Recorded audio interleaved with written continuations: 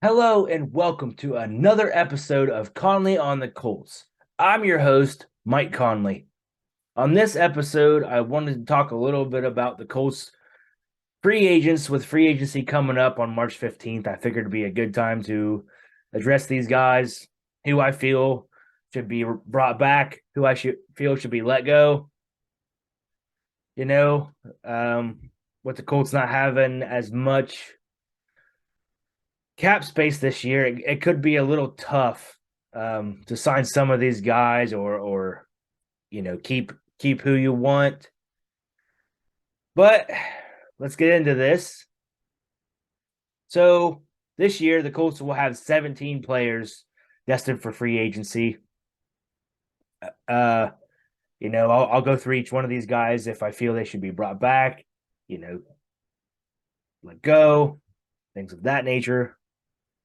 All right, so starting it off, we have defensive end Ben Banigou. I think he's gone. Ballard drafted him with the 49th overall pick back in, I believe it was 19. Let's see, yeah, 19. So he's just a guy that has not really lived up to what you thought he would. I mean, at the 49th pick, he's basically a far depth piece and a special teams player at this point. They gave him quite a few chances. I just don't think that he'll be retained. This year in 16 games, he played 231 special teams plays, four special teams tackles. I mean, I just don't see him keeping him. Uh, they haven't really put him in rotations that much. I mean, they have, and he just hasn't. When they have, I should say, he just hasn't lived up to his where they took him. So I don't think he will be back. Really don't. Cornerback Tony Brown, he was a free agent they picked up a few years back. He's been a pretty solid special teams player. Whether they bring him back, it'll be up to them. This year, 16 games. He played 302 special teams plays, five tackles on special teams.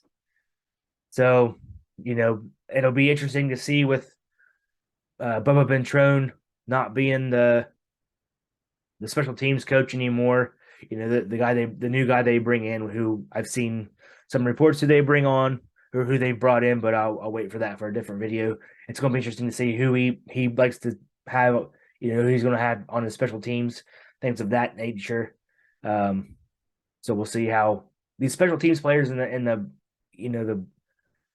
pretty far depth guys. I'm kind of going to see what happens with them. Paris Campbell. Paris Campbell needs to be brought back. He needs to.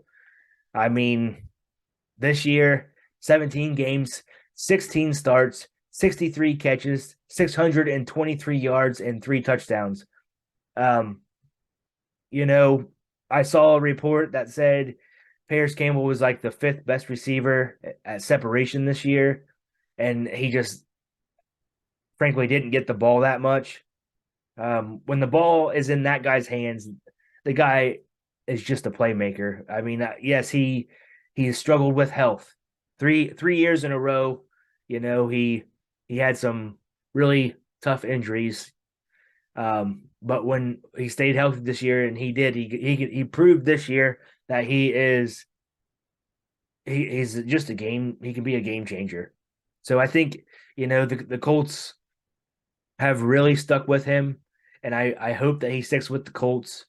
Um, it's you could probably get him for a little bit cheaper, just because last year was his full year. But then again, I could also see other teams coming to him, and like Frank Reich, for instance, at um, Carolina. I could see him saying, come on, Paris, I got you, buddy. But I'm hoping the Colts, you know, re-sign Paris Campbell because he's a game changer, and I feel that you know he really does deserve it.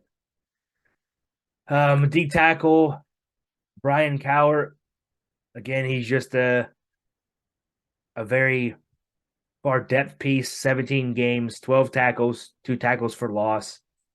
He's a very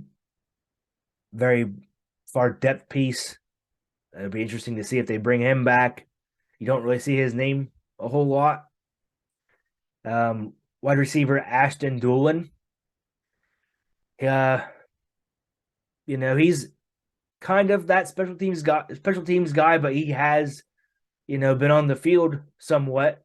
They like his size and his playmaking ability. Uh, 12 games. He had 2 starts. Um, he had 207 yards and 1 touchdown. So it'll be interesting to see if they sign him again for that similar role. It just all depends on their cap space if they don't address that in the draft or sign other free agents. I mean, he Ashton Ashton was a good piece. He fits well into the special teams mold, and he does play well when he is on the field. So I wouldn't be upset if they brought him back for a cheap contract for sure. Brandon Faison, cornerback. No, I don't want him even as a depth piece. I mean, he looked bad and downright awful at times, missing plays, and a guy who was brought in with Gus Bradley and is familiar with that system. It was hyped up all year long in the offseason last year. Oh, Brandon Faison could be, cornerback 2, 3.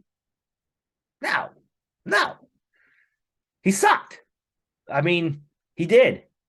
He even played more in the beginning of the season than Isaiah Rodgers, and that was just downright, absurd. And I don't know if it was Gus Bradley wanting to, keep his guy in there and stuff, but he was more of a liability to me than he was good. So I don't think they bring him back. I don't even want him as a depth piece. In 16 games, he had 4 starts, 28 tackles, and 6 pass breakups. He just for a guy that should have been, better in the system, he just wasn't. So I don't see him bringing him back. Punter Matt Hawk, I don't see him being brought back as well. You'll have Rita Burka. Can't even say that. Rigoberto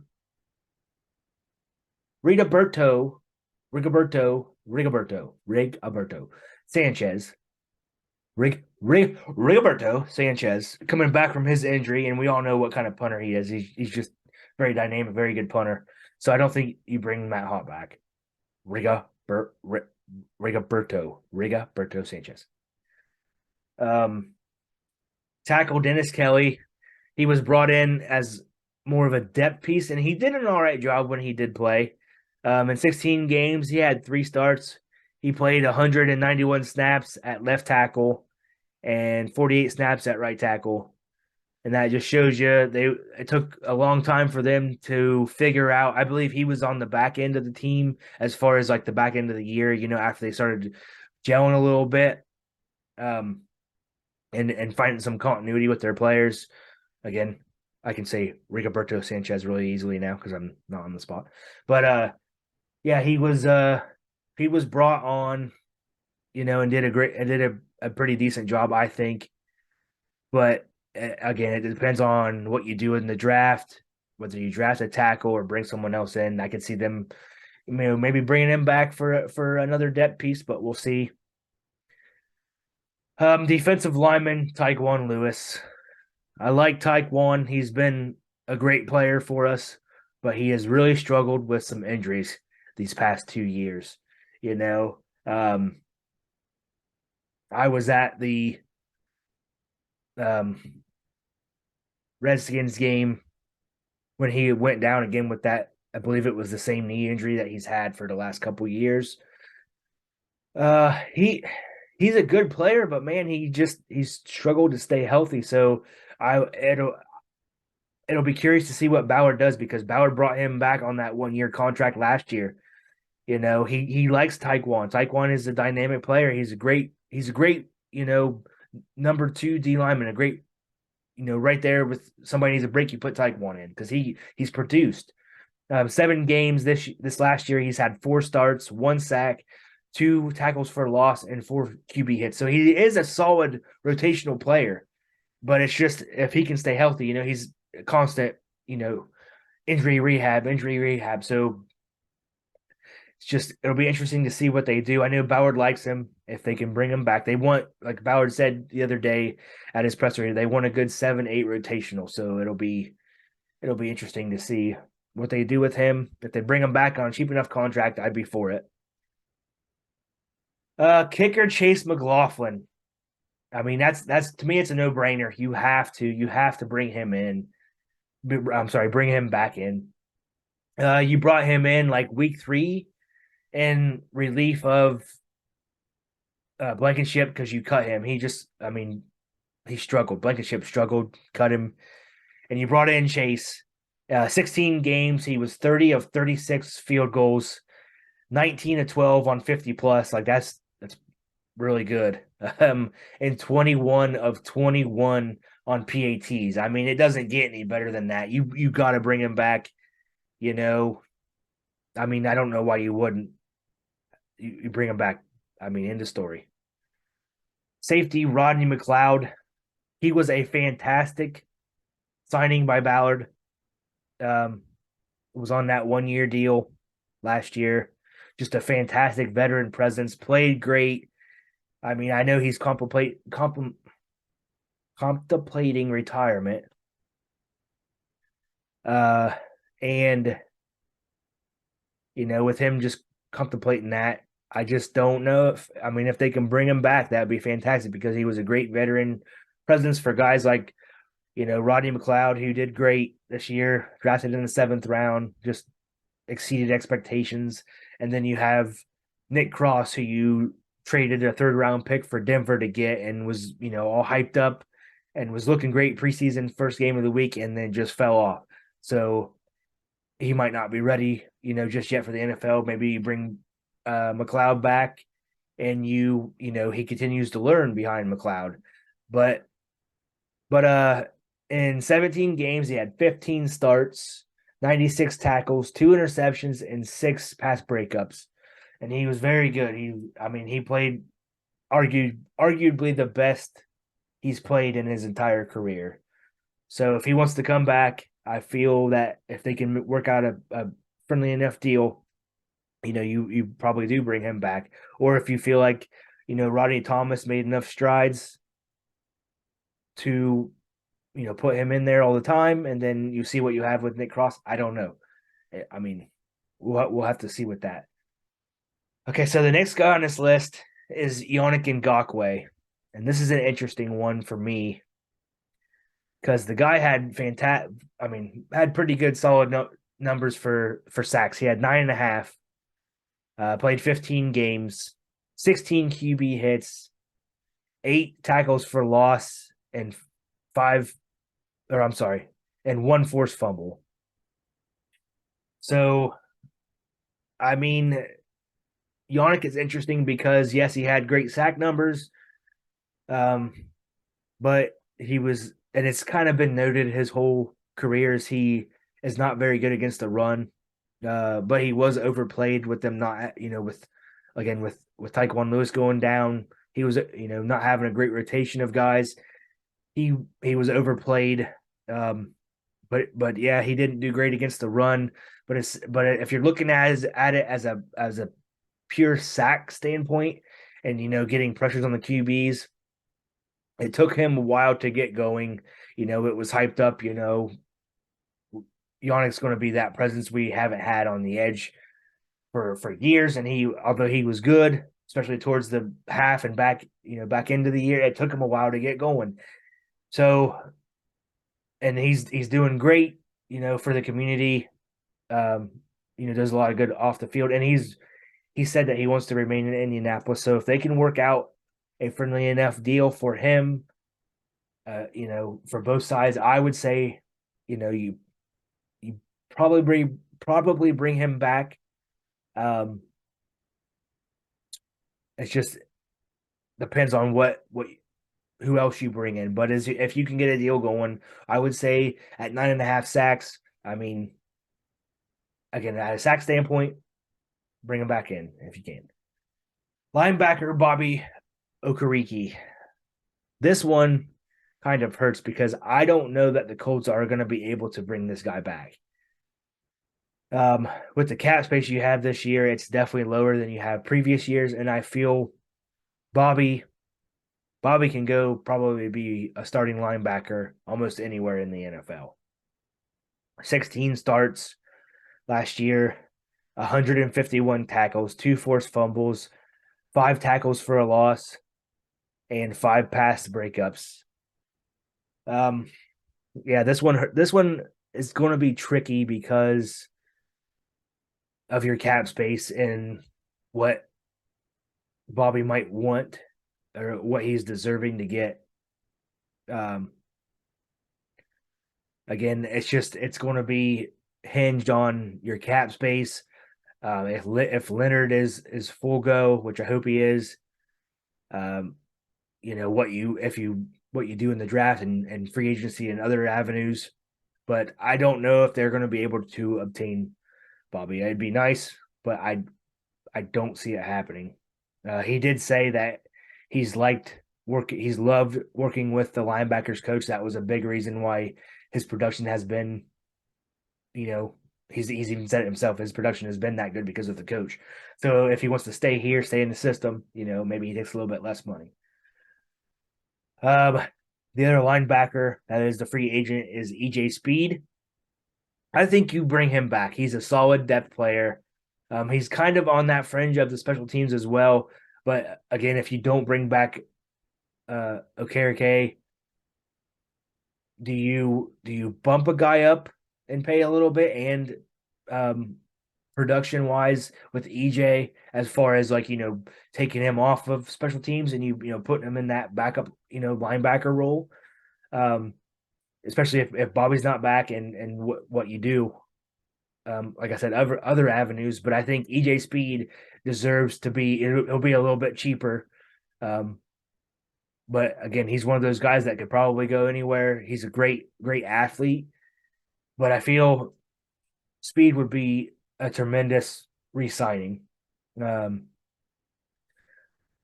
so in 17 games, he started 63 tackles, 2 forced fumbles, 1 sack, 2 pass breakups, 7 tackles for loss, and 6 special teams tackles. So I feel that he should be brought back. Like I've said, it's a fantastic depth piece. He should be able to be brought up a little bit, address it in the draft as well, or a free agent to be behind him to play that special teams role is what I would do personally. Um, Next guy is Matt Pryor. No, I don't want him on the team. With as much as I like Ballard screwed up with this. In previous years, yes, Matt Pryor has shown that he is a good backup. He did great for filling in for guys 2 years ago. So I see Ballard was like, we're going to roll the dice on him, but you did not do anything behind him. You had nothing to play with behind him. It was him or nothing, and it was nothing because he sucked. Get him off the team. He was a liability. Don't want him as a depth piece. He should not be on this team next year. Safety Amari Watts. He had a season-ending injury in preseason last year. Didn't even get to play. He's more of a special teams player. So we'll see what they do with him. And yeah, so that's going to do it for the free agents. Just a recap, a quick little recap. I want Paris Campbell back for sure. Chase McLaughlin back for sure. Ronnie McLeod, if you can do it, let's do it for sure. EJ Speed for sure. All the other guys, if you can work out contracts, great. See what you guys do on other avenues. But I mean, all in all, the Colts, if they can play this money right, you know, Matt Ryan is not going to be a free agent, but I feel he does not need to be on. He cannot be on the team. I feel you need to cut him and save that cap space. I believe you would save 17.2 million by cutting him. So that's going to give you more money to work for these free agents and stuff like that. Um, there's going to be some restructuring of contracts that need to happen as well. And I don't have a number right now on their cap space because that's going to be a number they work with and figure out. But yeah, as far as free agents, that's going to do it for this episode. Again, I appreciate the support. You know, like I said in the last episode, you guys are more than welcome to keep listening on audio podcasts. And if anyone wants to watch on YouTube, that's something I've been starting here, calling on the Colts at YouTube. Um, and that's going to do it for this one, guys. I'll see you on the next one. And remember, let's go Colts.